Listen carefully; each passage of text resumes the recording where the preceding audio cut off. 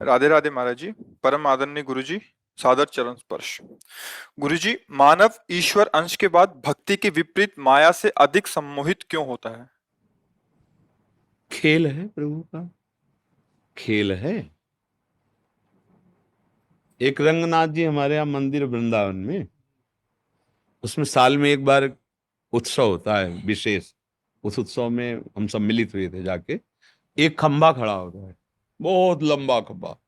उसके ऊपर अर्थ, धन और कुछ ऐसे जैसे कीमती पदार्थ, स्वर्ण है, मणि है, मीठा, ऐसी चीजें बांधी जाती है। इसके बाद आपको शरीर से चढ़ के और वो लेना है। हमारी बात समझना, खेल होता है एक।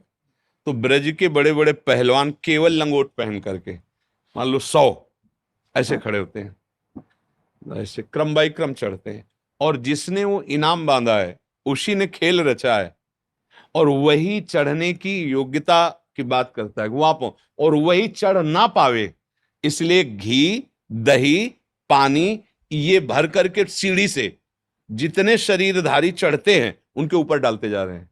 अब चढ़ के दिखाओ, और जो चढ़ पाता है तो वो संपत्ति और वो इनाम प्राप्त करता है। ऐसे ही भगवत प्राप्ति ऊंचाई पर बांध दी गई खेल है, मालिक का खेल है। इसके बाद ये शब्द स्पर्श रूप रस गंध, ये फिसलन डाली गई।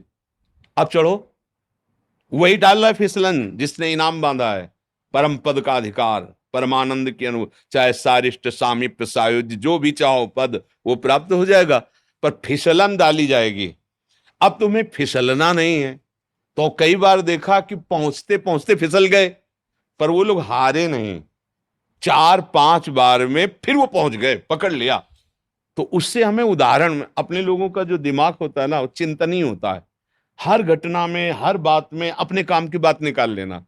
तो उस भागवतिक मेले में, उस दृश्य में ये बात पकड़ में आई। ठीक ऐसे ही मालिक खेल खेल रहा है हमारे सामने। वो भोग रखता है फिसलन वाले, जिससे हम परमानंद स्वरूप अपने आत्मबोध या भगवत प्रेम पाने के लिए ही उसने वो भी रखा है।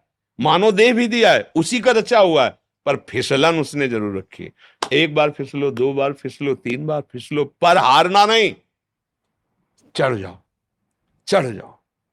तो कभी काम फिसला देता है, कभी क्रोध फिसला देता है, कभी मोह, कभी अहंकार, कभी ईर्ष्या, मत्सरता, नाना प्रकार की फिसलन वाला हमारे सामने खेल रचा जाता है। अब वो आकर्षण फिसलन वाला है ही रचा इसीलिए गया है कि तुम इसी में लगे रहो। अच्छा, लगे रहो तो मालिक का खेल है, आनंदित रहो। जब इससे ऊब जाना तो वो है चढ़ो। फिर ये चढ़ाई है, ये ऐसी चढ़ाई है, खड़ी चढ़ाई है, बिना सहारे के नहीं चढ़ सकते हो। इसमें गुरुजनों का, निकले हुए महापुरुषों का सहारा। गुरु जी सम्मोहित बहुत करती माया, भक्ति उतना नहीं कर पाती। वैसे सम्मोहन माया नहीं करती, आप मोहित हो रहे हो। हमें बताओ माया का रूप क्या है? हम सहन, वातावरण, खाना पीना, प्यार दुलार, समाज, पुत्र। ये आप स्वीकार किए हो प्रभु। आपको कोई आकर्षित कर रहा है क्या? आप ही तो फंसे हो। एक ये आवश्यकता है ना। आवश्यकता बिल्कुल नहीं भैया, तुम्हें अज्ञान में हो। हमारे स्वरूप को कभी भी किसी भी तरह का अभाव नहीं व्यापता। अभाव देह को लेकर के होता है। गुरु जी एक बार हुआ विंध्याचल में यज्ञ, वहाँ हुआ तो बाहर पढ़ते कर भूखे भजन हो, गोपाला ले ले अपन कंठी माला। ये भूख किसका विषय? प्राणों का विषय। पहले देखो, जहां आप बात कर रहे हो यहां शुद्ध आध्यात्मिक मार्ग की बात होती है। भूख का विषय कौन? भूख प्यास का विषय अगर थोड़ा शास्त्रीय ज्ञान हो तो समझ सकते हो। प्राणों का विषय है। आप प्राण नहीं हैं, छांदोग्य उपनिषद पढ़ के देखो, आप प्राण नहीं हैं। तो अब आप अपने को और कुछ मान लेंगे तो ये ले कंठी माला। किसकी कंठी माला? किसकी? ज्ञान में आओ तो, और भक्ति। आप अपने स्वरूप को नहीं जानते हो। कितने हाथ का शरीर है? अगर अपने हाथ से नापो, 3.5 हाथ का। कितने साल हो गए आपको इस शरीर में रहते? 58 साल में 58 सेकंड भी कभी नहीं सोचा अपने स्वरूप को कि तुम हो कौन। अगर तुमसे पूछा जाए आप कौन हो, तो अपने गांव का नाम बताओगे, शरीर जहां जन्मा है वो बताओगे, शरीर का जो नाम है। आप इतने ज्ञानी हो कि 3.5 हाथ में रहते हुए 58 वर्ष हो गए, तो आप अपने को अभी तक नहीं जान पाए। अब बोलो कैसे तुम जान पाओगे कि माया क्या है? देखो ये अध्यात्म मार्ग है, यहाँ मतलब बिल्कुल लक्ष्य पे बात होती है। अब लक्ष्य नहीं समझते हो तो फिर हम चुप हो जाएंगे। हमारे पास व्यवहार वाली ज्यादा बातें हैं नहीं, क्योंकि बचपन से भगवान ने व्यवहार में रखा ही नहीं। अपने को आप नहीं जानते हो भाई, शरीर को मान लिया, अब शरीर में अभाव ही अभाव है, स्वरूप में कभी अभाव नहीं है, प्रभु में कभी अभाव नहीं है, देह में अभाव। हम जिसको प्रिय मानते हैं, जिसको सुख मानते हैं, हम स्वयं उसको पकड़ लेते हैं और लगता है मैं इसके बिना जी नहीं सकता। ये हमारी गलती है, कोई माया नहीं है। जो हमें प्रिय लगता है वो हमें नहीं लगता है, इंद्रियों को लगता है। बहुत बढ़िया सुगंध आई, किसने बताया? घ्राणेन्द्री ने। ये किसका विषय है? घ्राणेन्द्री का।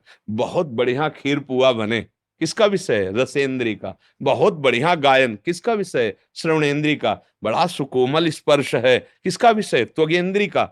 मना कष्टान इंद्रियाणि प्रकृति स्थानि करसति। भाई बांधा किसने? तुम खुद बंध रहे हो। बंधे हो कीर मरकट किने। गोस्वामी जी कह रहे ना, जड़ चेतन ही ग्रंथि पड़ गई यद्यपि मृषा छूटति कठिनाई। जो कह रहे हैं कि ये लो अपनी कंठी माला, भूखे भजन होए गोपाला, ये बिल्कुल मजाक है। जैसे विनोद में नहीं कहा जाता, ये बिल्कुल विनोद है, ये कोई सिद्धांत नहीं है, कोई सत्य मार्ग नहीं है। और ये केवल प्रवचन नहीं है, ये देखो बैठे हैं, ये एक ऐसे व्यक्ति हैं जो काशी में भी सेवा में रहे और वृंदावन में भी आ गए। इनसे पूछो, ये जानते हो कभी किसी से मांगना नहीं, किसी के आश्रम नहीं जाना, भिक्षावृत्ति नहीं करनी, आकाश वृत्ति। जो ईश्वर घाट पे दे देगा वही पालेंगे, अन्यथा नहीं। तो जब तक ये नहीं आए थे तब तक भरपेट भोजन नहीं मिला था घाट में, क्योंकि केवल शाम के निकल के आते थे और ऐसे जहां भिक्षुक जन बैठते हैं, बैठ गए तो कोई इतना सतुआ डाल दिया, कोई एक पीस बर्फी डाल दी। और किसी किसी दिन नहीं भी मिला, गंगा जल पान। वहां थोड़ी आए कि लियो अपनी कंठी माला। 13 वर्ष की अवस्था से बाबा जी बन के निकले, तो ऐसा थोड़ी कि साथ में हमारे रसोईया चलता रहा है। कंठी माला कभी एक बार भी नहीं आया कि घर लौट चले, कभी एक बार भी नहीं आया। ये कैसे कह रहे हो कि लो अपनी कंठी? अरे गर्दन उतार दी जाए तो भी नहीं होगा ये लो अपनी का। ये उनकी बात है जो विषयों का बैलेंस बना के चलते हैं, परमार्थ को नहीं जानते हैं। ऐसा कैसे हो सकता है कि हम प्रभु के मार्ग में चले, ले अपनी कंठी माला?